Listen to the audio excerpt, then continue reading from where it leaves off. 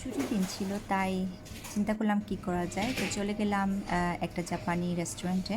তো একটা রেস্টুরেন্ট বললে ভুল হবে, একটা ছোটোখাটো একটা শপের মতো, যেখানে মোটামুটি গরম খাবারও পাওয়া যায়। তো এটা হচ্ছে একটা জাপানি ইমবিস এবং শপের মতো। তো অনেক কিছু দেখলাম, জাপানিজ অনেক আইটেমসগুলো এখানে আছে।